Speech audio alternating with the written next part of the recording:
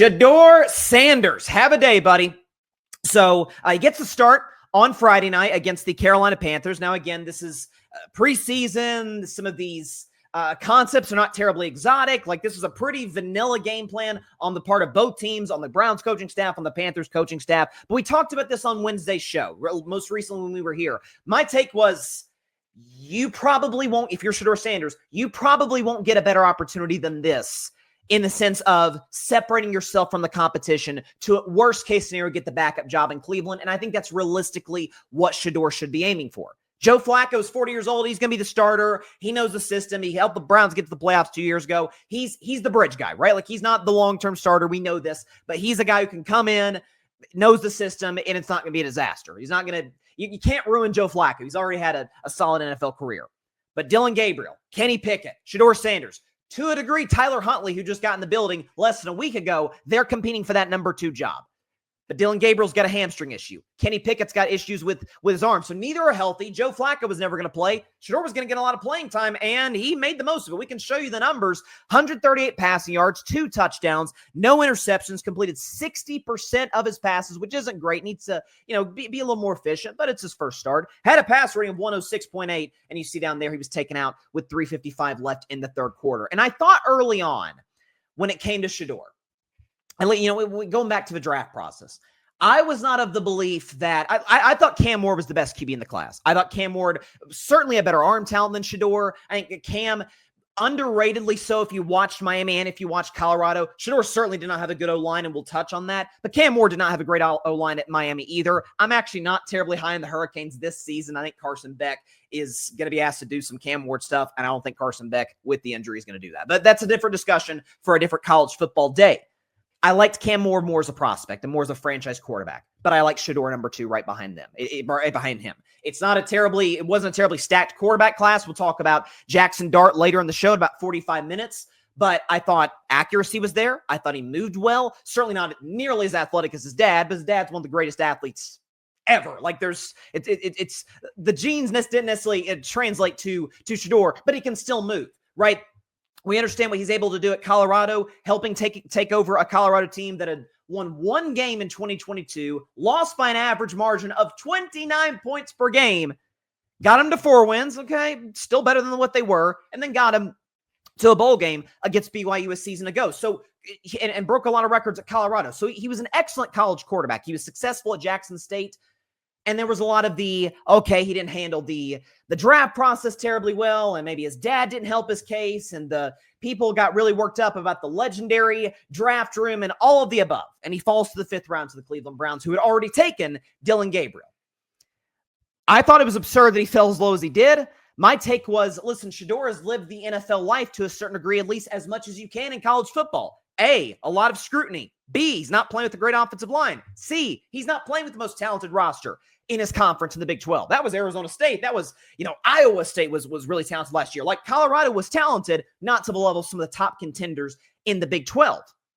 So Shedeur's, this isn't an Ohio State situation or a Clemson or a Georgia where, okay, you're used to just rolling out there every single Saturday, and I've just got better players than you do. That was not the case for Shedeur Sanders week in and week out at Colorado. And so I thought he had franchise quarterback potential. I don't love him being in Cleveland because outside of the Jets, there really is no worse place for a rookie quarterback to go than the Cleveland Browns. With that being said, I see no reason whatsoever, based on what we saw in the preseason game, and again, the Browns play again on Saturday, I believe. Their next preseason game, I think, is on Saturday. And so you obviously he'll get some run in that game, see what he does there.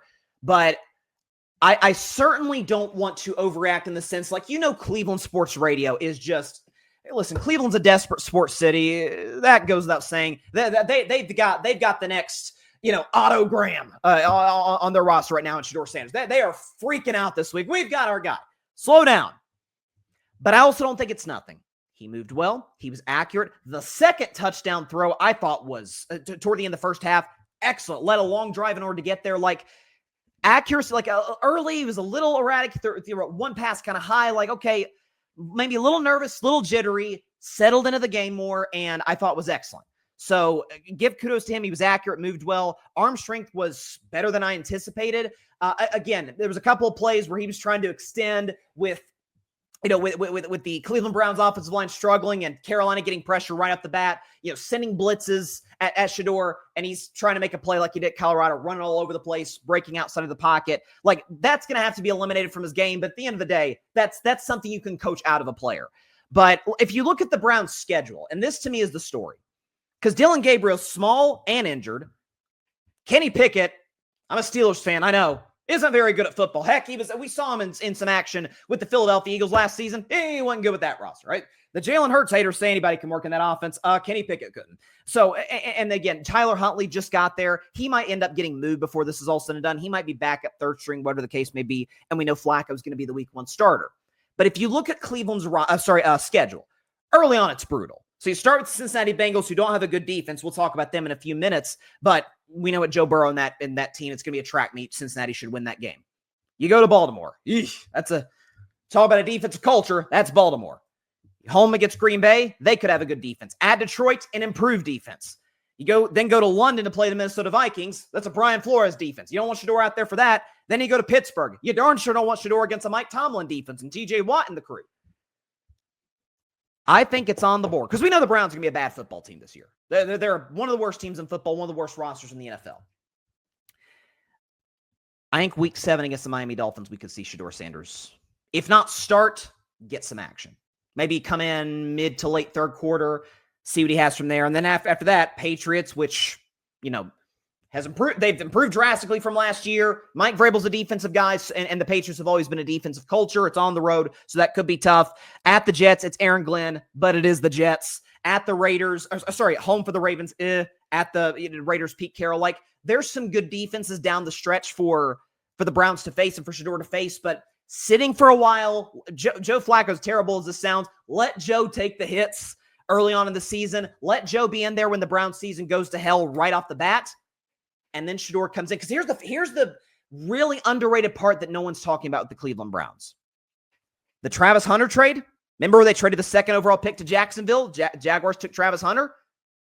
We think the Browns will be bad next year, so they're going to get a high pick. Well, if the Jags are mediocre to bad, which is very much on the board, it's the Jags for crying out loud, they could have another great first-round pick. So the Browns could be in a position where in a quarterback class next year that looks really, really interesting, led by potentially Arch Manning. I know Archie Manning said Arch isn't going to go to the draft. Arch is going to go to the draft if he balls out this season. There's no question about it. Arch Manning and the kid at Penn State, like Cade Klubnik at Clemson, like that, it's a good quarterback class. You might want to get one of those guys. But if Shedeur can play, maybe we can parlay those picks into future picks, maybe into a couple second-rounders, use the draft capital that we have to build a roster. We've got a good coach in Kevin Stefanski, but simply put, outside of Myles Garrett, not very good. This is not a very good football team. It goes without saying. So let's see what the kid has. Again, he's got a smart offensive coach in Kevin Stefanski, decent weapons, run game, all of it. You got a guy I love from the University of Tennessee, Dillon Sampson. Let me tell you something. Dillon Sampson can run the football effectively. So listen, I think Shedeur, it could be really, really good in this system, at least by rookie quarterback standards. And I think we could see him as early as week 7.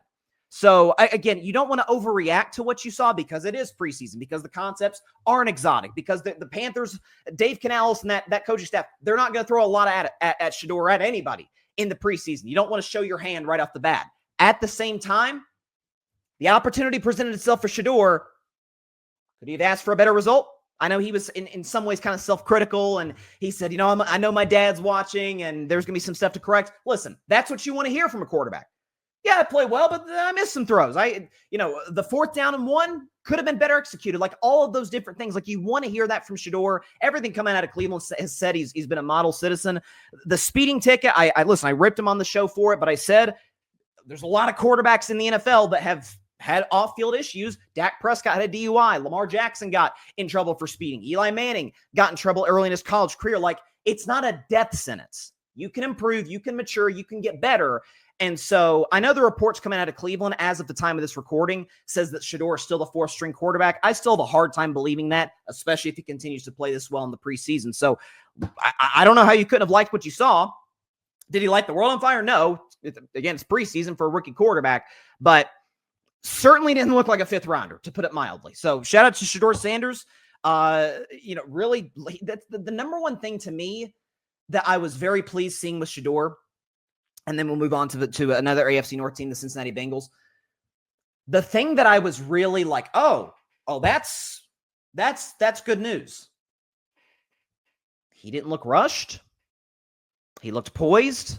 He didn't seem to be, playing, not playing from behind in the sense of the scoreboard, but playing from behind in terms of the game's moving too quickly for him. And again, obviously the NFL is way faster than college football. And certainly regular season football is significantly faster and more talent. There's more talented players out there than in the preseason. With that said, though, like I said, Colorado, he dealt with the bad O-line. He didn't always have the best, most talented roster at Colorado. He helped turn around a program along with his dad and Travis Hunter and others that was as irrelevant can be in Division I college football, certainly, and at the time, Power 5 college football.